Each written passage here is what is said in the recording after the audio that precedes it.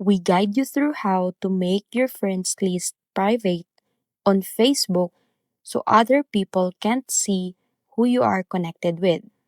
First thing you need to do is open Facebook and go to your profile page. Next, tap or click the three dots on your profile, select Settings and Privacy, then go to Settings. From there, open Audience and Visibility and tap How People Find and Contact You. Then, choose who can see your friends list. Set this option to only me to completely hide your friends list, or choose friends or custom if you want limited visibility.